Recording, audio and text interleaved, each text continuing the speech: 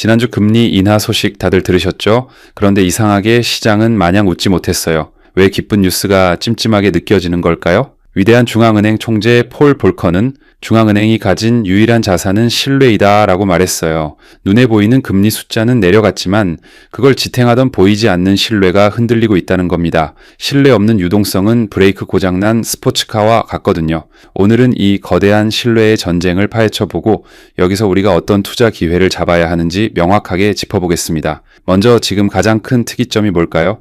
금리가 내려갔는데 채권 시장은 편안해지지 않았다는 사실입니다. 보통 금리가 내리면 채권 가격은 오르니까 좋아해야 맞는데 말이죠. 현실은 교과서보다 냉정해요. 시장이 두려워하는 건 단순히 금리 숫자가 아니라 누가 어떤 논리로 금리를 내리느냐 하는 신뢰의 문제입니다. 최근 월가 큰 손들이 걱정한 것도 특정 인사에 대한 우려였죠. 금리가 데이터가 아닌 정치의 속도에 맞춰 움직인다고 느껴지는 순간 채권 시장은 곧바로 인플레이션과 정책 신뢰 리스크를 비싸게 팔기 시작합니다. 낮은 금리보다 예측 가능한 금리를 원한다는 뜻이에요. 쉽게 비유해 드릴게요. 금리 인하는 자동차의 가속 페달, 신뢰는 브레이크입니다. 브레이크가 망가진 차는 아무리 가속해도 불안해서 아무도 올라타지 않겠죠. 시장이 보는 것은 속도가 아니라 조종 가능성이라는 겁니다. 그래서 금리를 내려도 장기 채권 금리가 내려가지 않고 오히려 위험 프리미엄이 붙을 수 있는 거죠. 하필이면 지금은 미정부 셧다운 영향 등으로 공식 지표가 늦게 나오는 데이터 공백까지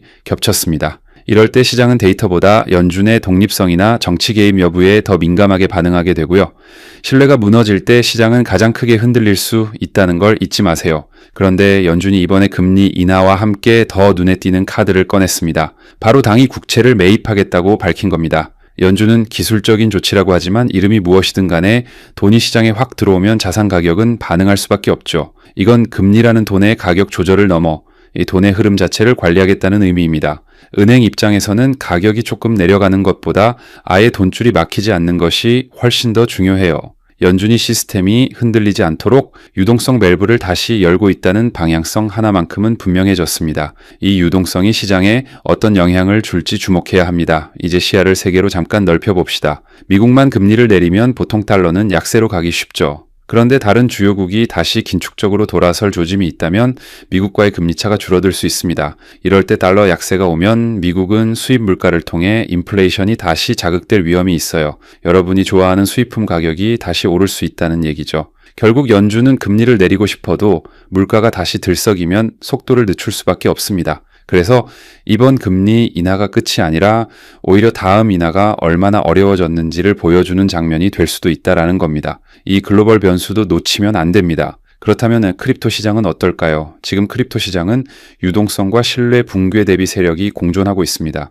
유동성 밸브가 열리면 비트코인이나 알트코인들은 숨을 쉬겠지만 장기 금리가 불안하면 위험 회피 매물이 나올 수 있죠. 여기서 XRP가 아주 독특한 자리에 있습니다. 단순한 가격이 아니라 구조가 바뀌고 있다는 점에 주목해야 합니다. OCC가 리플 등의 내셔널 트러스트 뱅크 설립을 조건부 승인했다는 소식은 구조 변화의 신호탄입니다. 이는 XRP가 결제 정산에 필요한 레이어로서 제도권에 진입한다는 의미예요. 스테이블 코인이 결제 인프라의 일부로서 규제권 안에서 정리되는 방향성, 이런 구조에서 XRP는 결제 레일이라는 테마로 계속 호명될 수밖에 없겠죠? 마지막으로 기관 접근성이라는 축이 중요합니다. XRP 관련 ETF 구조가 문서로 확인된다는 것은 투자자에게 접근 경로 자체가 달라진다는 뜻입니다. 개인이 거래소에서만 사는 자산이 아니라 제도권 금융상품의 형태로 포장되기 시작하면 시장 자금의 성격이 완전히 바뀝니다.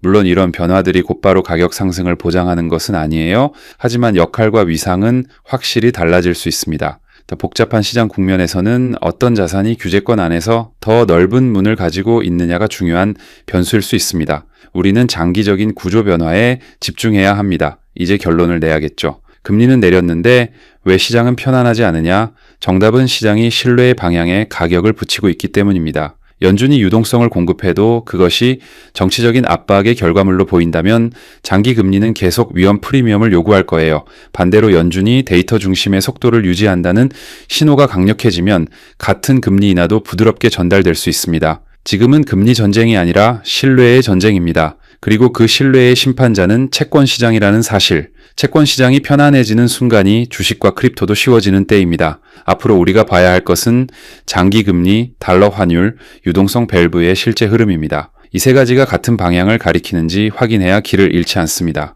특히 XRP처럼 제도권 변화의 핵심에 있는 종목은 연관된 다른 종목들까지 함께 움직이게 만들어요.